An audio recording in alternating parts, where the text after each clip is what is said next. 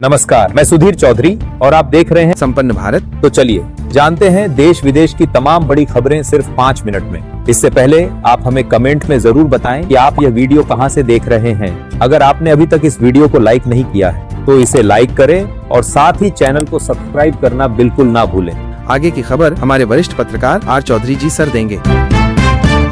भारत में अब तक कोरोना के 261 नए मामले मिले हैं। केरल में सबसे ज्यादा 95, तमिलनाडु में 66 और महाराष्ट्र में 56 नए केस मिले हैं। इन नए मामलों के लिए कोरोना के JN एक वेरिएंट को वजह माना जा रहा है। वहीं पाकिस्तान के कराची में बीते एक हफ्ते में कोरोना की वजह से 4 लोगों की मौत हो गई है। मरने वालों में ज्यादातर बुजुर्ग थे और ये लोग पहले से ही कई बीमारियों से जूझ रहे थे। ये सभी मौतें आगा खान यूनिवर्सिटी हॉस्पिटल में हुई है। यहाँ पर बीते कुछ दिनों से लगातार कोरोना मरीजों की संख्या में बढ़ोतरी हो रही है। बीते कुछ वक्त से एशिया भर में कोरोना के मामलों में तेजी से बढ़ोतरी देखने को मिली है।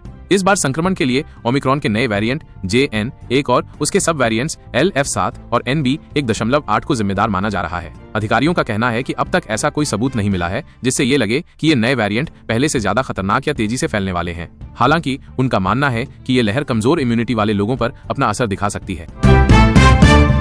सेना की अधिकारी कर्नल सोफिया कुरैशी को आतंकियों की बहन बताने वाले MP के मंत्री कुंवर विजय शाह ने एक बार फिर माफी मांगी है। उन्होंने कहा, ये मेरी भाषाई भूल थी, इसके लिए मैं बहन सोफिया कुरैशी और देशवासियों से माफी मांगता हूं। मंत्री विजय शाह ने शुक्रवार को एक वीडियो जारी किए है जिसमें उन्होंने कहा है कि किसी को ठेस पहुंचाना मेरा उद्देश्य नहीं था। भूलवश कहे शब्दों के लिए फिर से हाथ जोड़कर माफी मांगता हूं। मंत्री विजय शाह की कर्नल सोफिया कुरैशी पर टिप्पणी के बाद हाईकोर्ट के आदेश पर उन पर FIR दर्ज की गई थी। शाह ने इसे सुप्रीम कोर्ट में चुनौती दी, लेकिन वहां भी उन्हें राहत नहीं मिली। सुप्रीम कोर्ट ने उनकी माफी को नामंजूर कर उनके बयान को लेकर SIT गठित कर जांच के आदेश दे दिए हैं, जिसके बाद 3 सदस्यीय SIT मामले की जांच में जुटी है। अमेरिका के राष्ट्रपति डोनाल्ड ट्रंप ने भारत में आईफोन बनाने को लेकर एप्पल को एक बार फिर धमकी दी है। शुक्रवार को ट्रंप ने कहा, अमेरिका में बेचे जाने वाले आईफोन का निर्माण भारत या किसी अन्य देश में नहीं बल्कि अमेरिका में ही होना चाहिए। ट्रंप ने कहा कि उन्होंने पहले सीधे तौर पर एप्पल के CEO टिम कुक को बता दिया है कि यदि एप्पल अमेरिका में आईफोन नहीं बनाएगा तो कंपनी पर कम से कम 25% का टैरिफ लगाया जाएगा। ट्रंप ने सोशल मीडिया प्लेटफॉर्म ट्रुथ पर लिखा, मैंने बहुत पहले एप्पल के टिम कुक को सूचित कर दिया था कि जो आईफोन अमेरिका में बेचे जाएंगे वे अमेरिका में निर्मित किए जाएंगे, न कि भारत या कहीं और। यदि ऐसा नहीं होता है तो एप्पल को कम से कम 25% का टैरिफ देना होगा। जासूसी के आरोप में अरेस्ट हरियाणा की ज्योति मल्होत्रा ने सूत्रों के अनुसार एजेंसी के सामने ये कबूल किया कि मैं 2 बार पाकिस्तान गई। दानिश के कहने पर अली अहवान से मिली। अली ने मुझे पाकिस्तान में सिक्योरिटी और इंटेलिजेंस के अफसरों से मिलवाया। वहीं शाकिर से मिली। मैंने शाकिर का मोबाइल नंबर ले लिया। मेरे मोबाइल में शाकिर का नंबर जट रंधावा के नाम से सेव है। ऐसा इसलिए किया ताकि किसी को शक न हो। सूत्रों के मुताबिक जासूसी के आरोप में अरेस्ट हरियाणा की ज्योति मल्होत्रा ने एजेंसी के सामने ये कबूल किया है। मैं 2 बार पाकिस्तान गई। दानिश के कहने पर अली अहवान से मिली। अली ने मुझे पाकिस्तान में सिक्योरिटी और इंटेलिजेंस के अफसरों से मिलवाया। यही मेरी मुलाकात शाकिर और राणा शहबाज से हुई। मैंने शाकिर का मोबाइल नंबर लिया जिसे अपने मोबाइल में जट रंधावा नाम से सेव किया था ताकि किसी को शक न हो।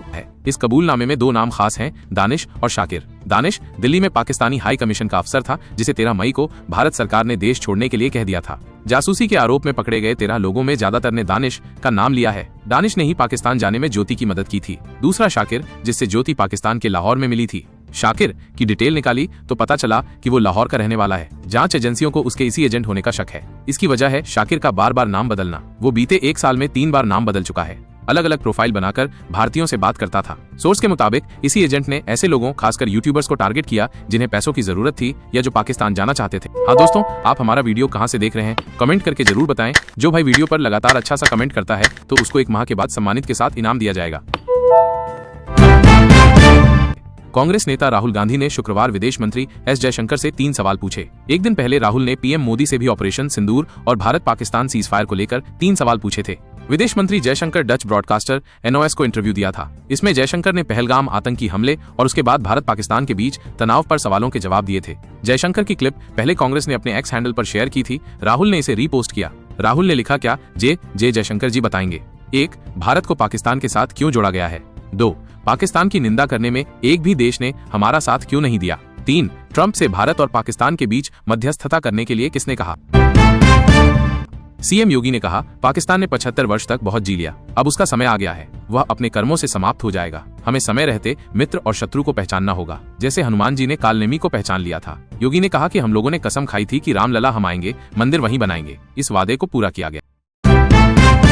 सोने के दाम में आज यानी शनिवार 24 मई को गिरावट रही। India Boolean and jewellers association (IBJA) के अनुसार 10 ग्राम 24 कैरेट सोने का दाम 45 रुपए घटकर 95,471 रुपए पर पहुंच गया है। कल ये 95,516 रुपए प्रति 10 ग्राम था। वहीं चांदी की कीमत भी आज 390 रुपए बढ़कर 96,909 रुपए पर पहुंच गई है। कल चांदी 96,519 रुपए किलो थी। इससे पहले सोने ने 21 अप्रैल को 99,100 रुपए और 28 मार्च को चांदी ने 1,934 रुपए का ऑल टाइम हाई बनाया था।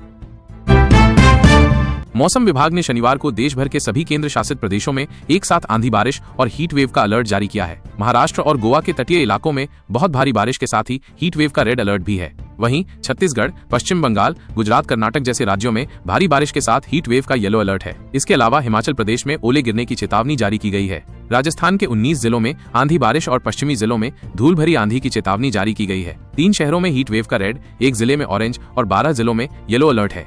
इसके अलावा मौसम विभाग ने बताया कि अरब सागर में लो प्रेशर बना हुआ है। अगले 24 घंटों में इसके डिप्रेशन में बदलने और गोवा महाराष्ट्र तट की ओर बढ़ने की आशंका है। उत्तर प्रदेश में बीते 2 दिन में आंधी बारिश से जुड़ी घटनाओं में 60, जबकि राजस्थान में 2 लोगों की मौत हो गई। यूपी के 64 जिलों में तेज आंधी बारिश हुई। गोरखपुर में सबसे ज्यादा 74 मिलीमीटर बारिश हुई। नोएडा में 80 किलोमीटर की स्पीड से हवा चली।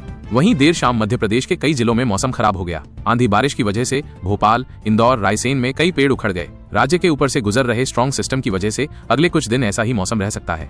दिल्ली में 24 मई को भी हल्की बारिश और तेज हवाएं 30 से 50 किलोमीटर प्रति घंटा चल सकती हैं। पश्चिमी उत्तर प्रदेश में आज और कल बारिश और पूर्वी उत्तर प्रदेश में लू का अलर्ट है। राजस्थान के पूर्वी इलाके में बारिश की संभावना है। पंजाब और हरियाणा में धूल भरी आंधी, गरज चमक और हल्की बारिश की संभावना है। असम, मेघालय, अरुणाचल प्रदेश, त्रिपुरा, नागालैंड में भारी की बारिश का अलर्ट है। बाढ़ और पेड़ गिरने का भी खतरा है। कर्नाटक, केरल, गोवा में भारी बारिश की चेतावनी है। मध्य प्रदेश और झारखंड में हल्की बारिश और तेज हवाएं चलेंगी। बिहार और पश्चिम बंगाल में बारिश और तेज हवा का स्थिति रहेगी। पश्चिम बंगाल में भारी बारिश की आशंका है। महाराष्ट्र में बारिश और तेज हवा चलेगी। मुंबई में तेज बारिश हो सकती है।